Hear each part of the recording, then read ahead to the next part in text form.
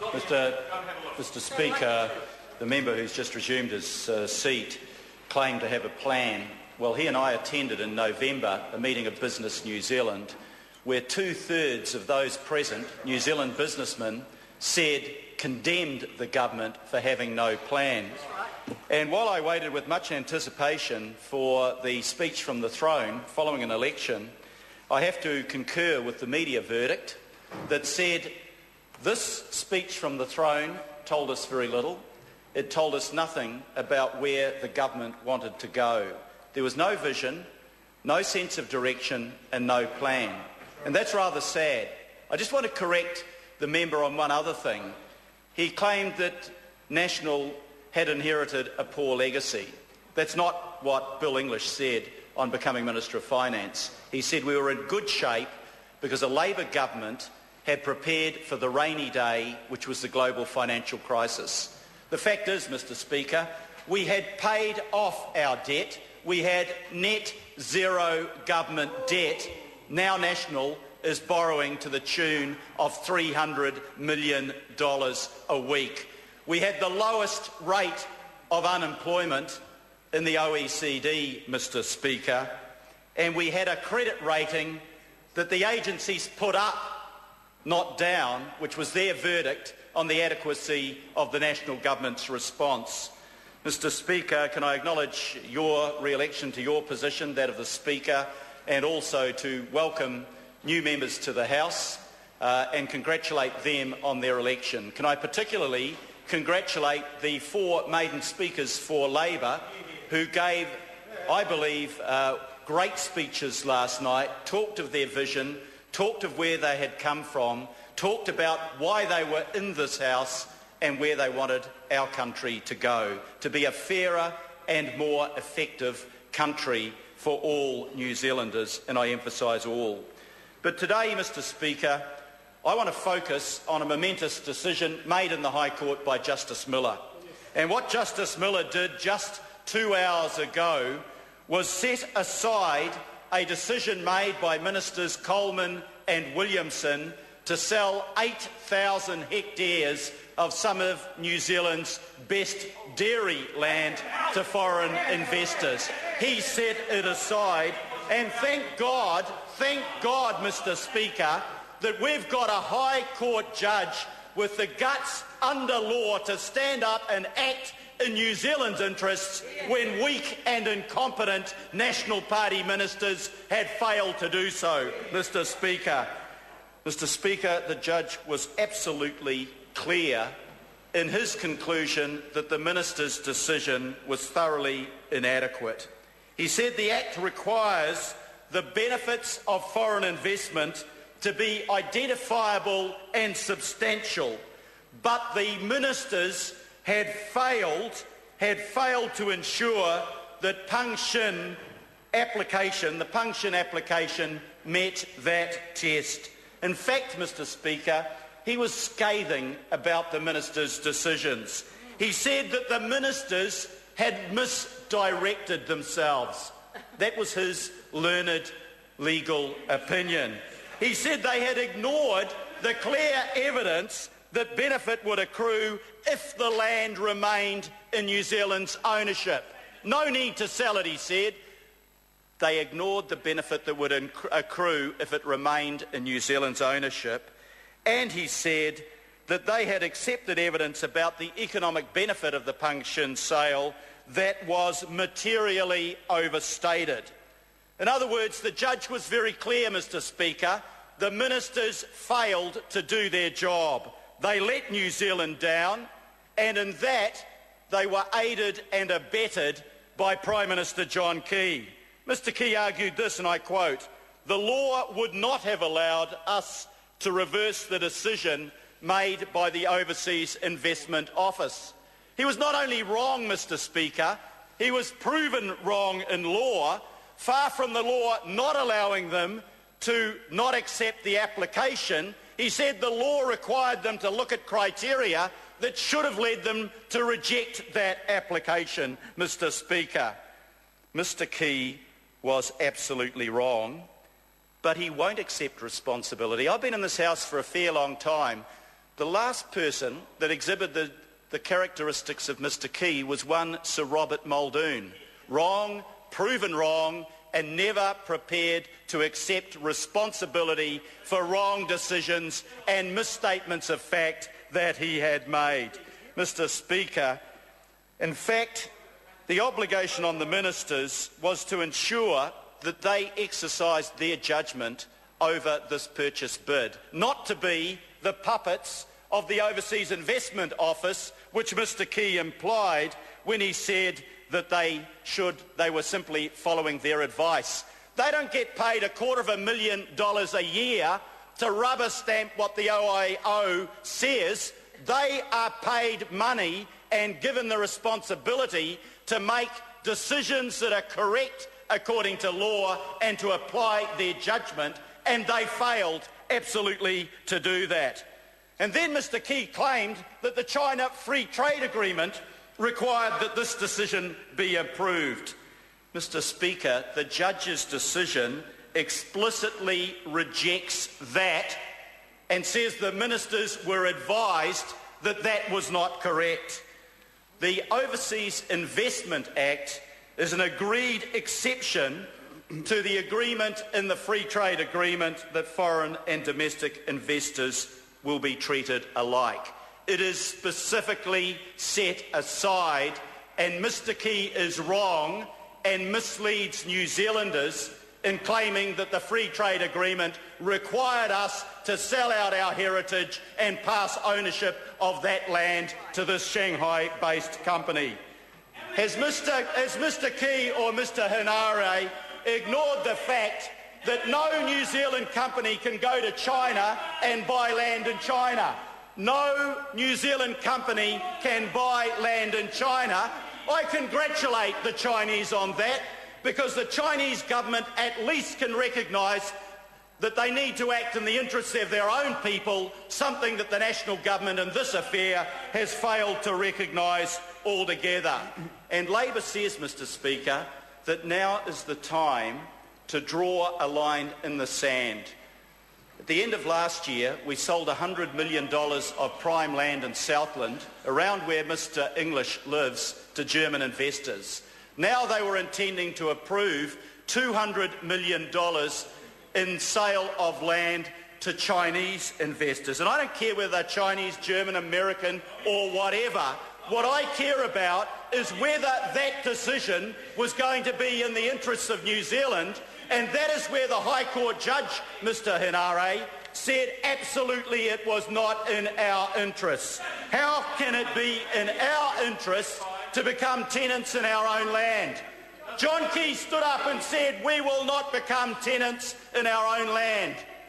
What does he think happens when we sell off those 8,000 hectares of land and Peng Shin becomes the landlord and Landcorp becomes the tenant?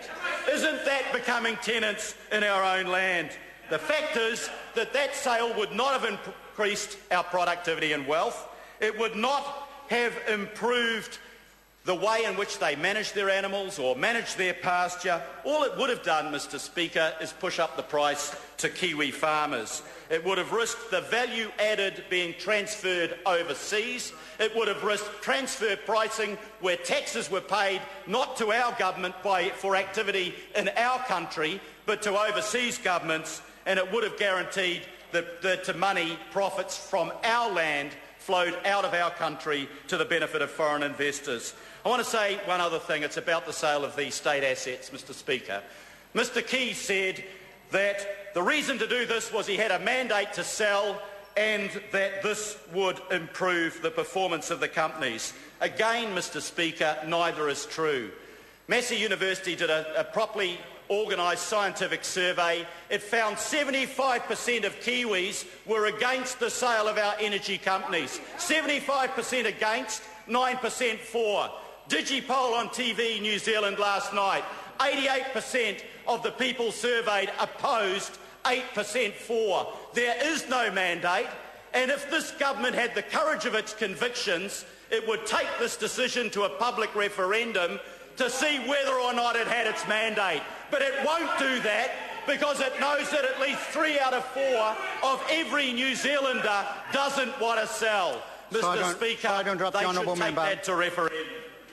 Thank you. A point of order. Te Rau Flavel.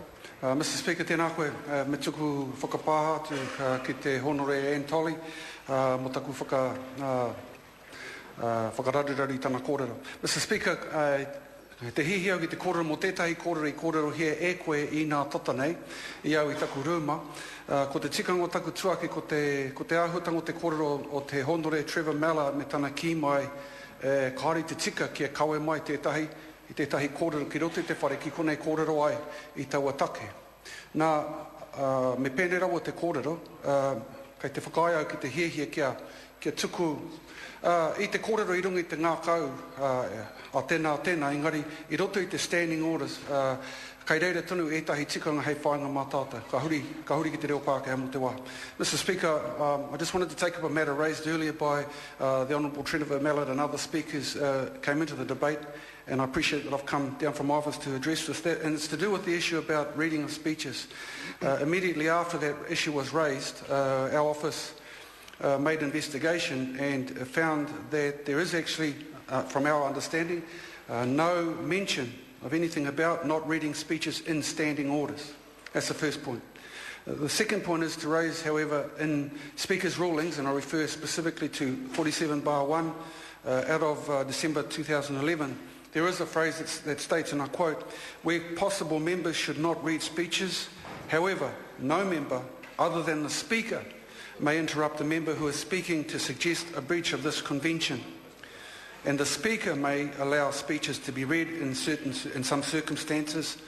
Such circumstances may relate to the technical nature of the material under discussion or the relative experience of the member concerned.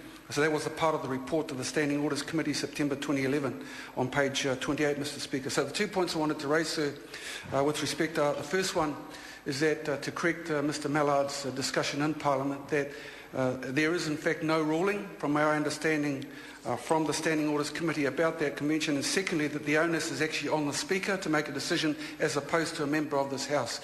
And I raise that because Mr. Henare and others have spoken about the fact that that may set a precedent for the rest of our time in the next 3 years. And I thank that for your consideration. I thank the member for his comments.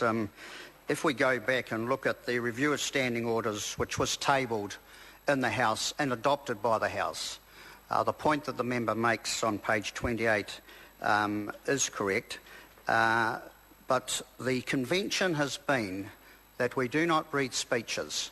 And if you look at the opening statement there, we also wish to reiterate that where possible, members should not read speeches.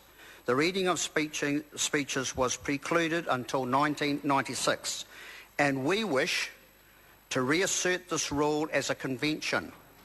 And so this was what was adopted by this House on the review, and member was a member of the Standing Orders Review, so as was myself, and understood the reasons behind that. So what this tabling of this document and accepting it in the House is actually reasserts the convention that there should not be speeches held. Now, many members bring up points of order. It is the Speaker's discretion whether a speech should be read. I said to the member who was speaking, the Honourable Teriana Turia, that she should refer to her notes, so it wasn't as if I was saying, I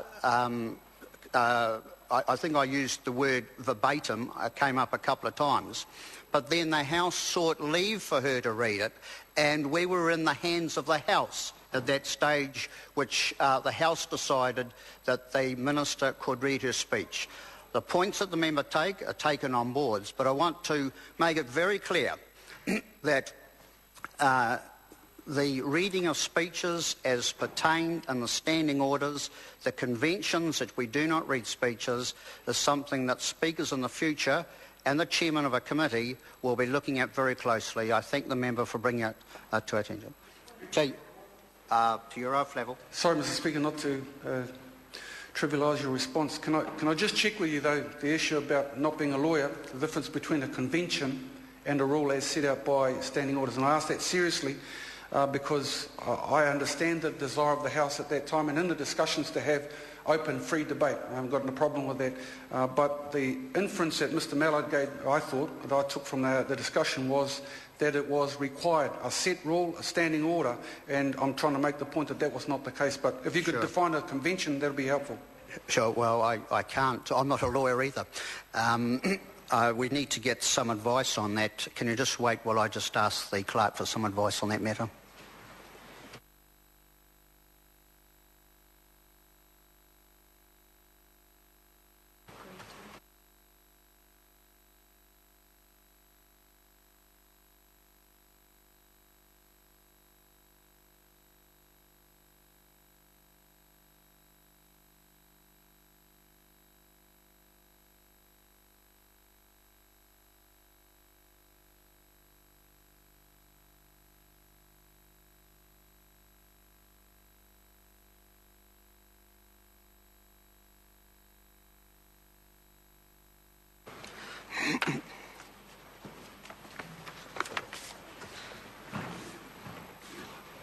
The practice, which is part of the standing orders review and in the report, was that a convention that speeches should not be read was adopted by the House, and I mentioned that earlier on.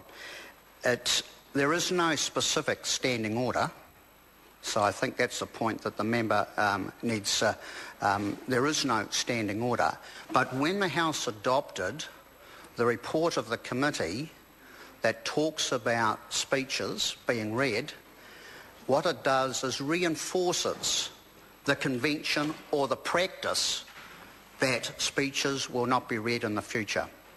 And so that's the position that this House adopted in this report, and that's what's going to be the convention, which is going to be the protocols, as it were, from here on in. It does, of course, allow for some flexibility.